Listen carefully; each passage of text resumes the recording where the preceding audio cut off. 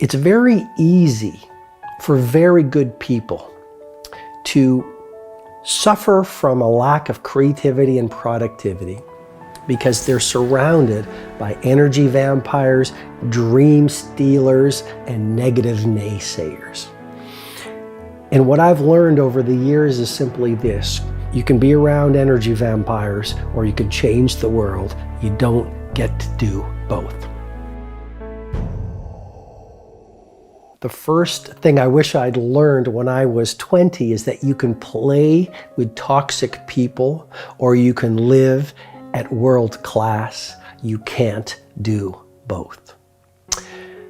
It's very easy for very good people to suffer from a lack of creativity and productivity because they're surrounded by energy vampires, dream stealers, and negative naysayers.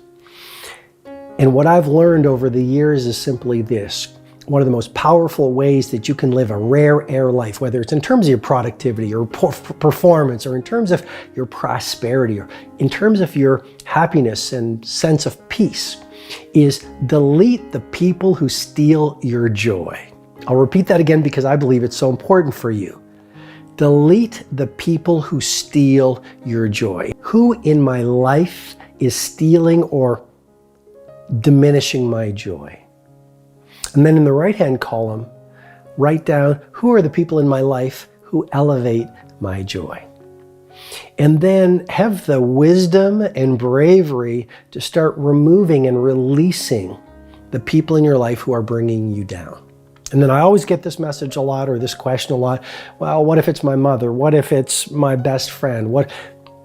I'd simply say to you, even if it's a family member, rather than talking to them every day, I'm going to speak with them once a week or see them once a month. You can see them less often, but you have the power to do what feels right to you. The larger point is simply this: the first thing I wish I'd learned when I was 20 is you can be around energy vampires or you can change the world. You don't get to do both.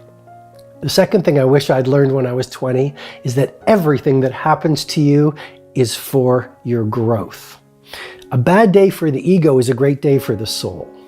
So the ego might be saying, oh, that was terrible. That was a tragedy. That was a difficult meeting. That was a hard moment.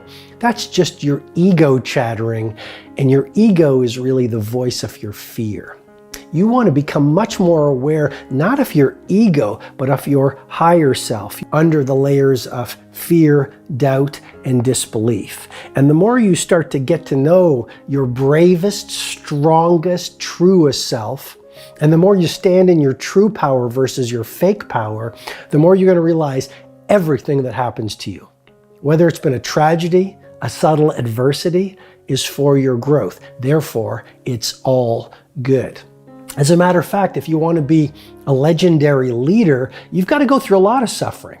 You've got to be knocked down and then be willing to continue. You're going to be laughed at and you're going to be ridiculed. You're going to face self-doubt. You're going to be exhausted at times. You're going to face all sorts of challenges if you want to get to your Mount Everest.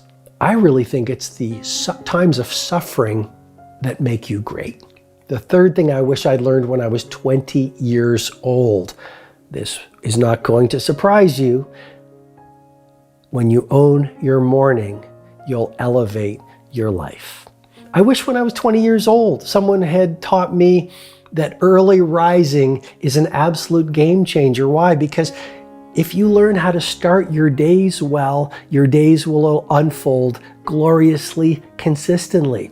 When you start your days before sunrise, you have a gargantuan competitive advantage. There's no crowds. People are nicer. People are more open. There's no traffic on the street. You have the time to work on yourself.